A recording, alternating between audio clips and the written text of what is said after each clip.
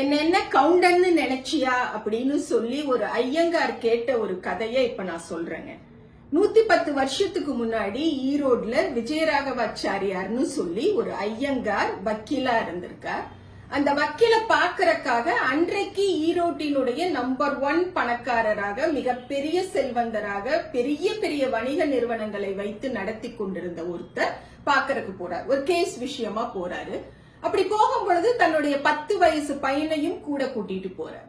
அவரோட வீட்டுல இருந்து கிளம்பி ஐயங்காரோட வீடு வரைக்கும் போற வரைக்கும் சட்டை போட்டிருக்கார், சட்டைக்கு மேல ஒரு சால்வை போட்டிருக்கார். வழி நெடுக இருந்த மக்கள் அவரை பார்த்து ஐயா வணக்கம், ஐயா வணக்கம் அப்படின்னு சொல்லிட்டே போறாங்க. இது அந்த சிறுவன் பார்த்துட்டே போறான்.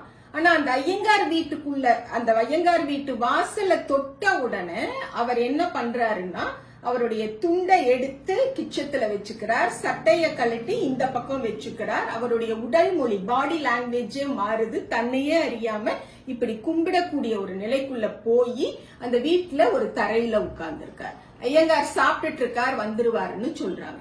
ஐயங்கார் அந்த வரும் பொழுது இவர் வேகமா எழுந்திருச்சு நிக்கிறார். இதையெல்லாம் பார்க்கும் பொழுது அந்த சிறுவனுக்கு மிகப்பெரிய ஒரு குழப்பம். அதுவரையில் தன்னுடைய தந்தைய ஒரு ஹீரோ மாதிரி பார்த்த ஒரு சிறுவன் இங்க ஏன் இப்படி நடக்குதுன்னு சொல்லி குழம்பிக்கிறார். ஐயங்கார் வந்தோடனே என்ன வாரும் அப்படின்னு சொல்றாரு. கேஸ் விஷயமா பேசுறதுக்காக வந்தேன். கேஸ் தான் போயிட்டே இருக்கேன், அதே எதுக்கு இத்தனை முறை வந்து கேக்குறீங்க அப்படிங்கும் பொழுது, இல்ல ஃபீஸ் கொடுக்கலான்னு வந்தேன்னு சொல்லிட்டு ஒரு 100 ரூபாயோ ஒரு 80 ரூபாயோ அன்னைக்கு அதை இப்படி எடுத்து நீட்டும் பொழுது அங்க வையும் அப்படிங்கிற. அவரை விட்டு தள்ளி ஒரு தட்டு இருக்கு, அந்த தட்டுல கொண்டு போய் அவர் அந்த பணத்தை வச்ச உடனே அந்த வக்கீலோட உதவியாளர் அங்கிருந்த ஒரு சொம்புல இருந்த தண்ணியை எடுத்து இப்படி தெளிச்சுட்டு அந்த பணத்தை உள்ள எடுத்துட்டு போறார். அதையும் அந்த சிறுவன் பார்க்கறான்.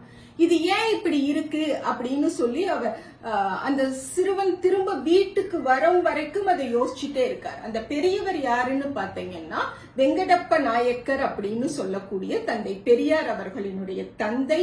ஈரோட்ல 3 கோவில்களுக்கு அறங்காவலர் குழு தலைவராக இருந்தவர். பெரிய பெரிய வணிக நிறுவனங்களை வைத்து நடத்தியவர்.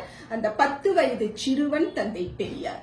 இந்த கதைய பெரியார் எப்ப சொல்றாருன்னு பாத்தீங்கன்னா 1960ல கொலாநலி குட்டப்பாளையம் அப்படின்னு ஈரோடு பக்கத்துல இருக்கக்கூடிய ஒரு ஊரில் பிறந்து வளர்ந்த ஜஸ்டிஸ் பழனிசாமி அப்படிங்கிறவர் வக்கீலுக்கு படிச்சு உயர்நீதிமன்ற நீதிபதியா ஆயிடுறாருங்க.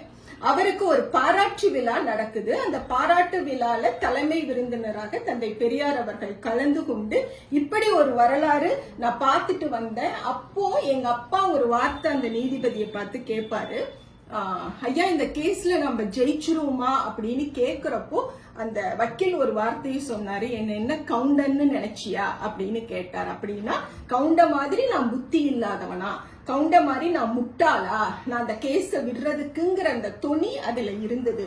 ஆனா இனிமே யாரும் கவுண்டரை பார்த்து முட்டாள்னு சொல்ல முடியாது, புத்தி இல்லாதவன்னு சொல்ல முடியாது இல்லையா. அவங்க என்ன சாதியா இருந்தாலும் இனிமே ஜஸ்டிஸ் பழனிசாமிய பார்க்கும் பொழுது மயிலாடு மயிலாடு அப்படின்னு தானே கூப்பிடணும். அதுக்காக தான் எல்லோரையும் படிங்க படிங்க படிங்க அப்படின்னு சொல்றேன் அப்படின்னு சொல்லி பெரியார் அவர்கள் அந்த கூட்டத்துல பேசியிருக்காருங்க.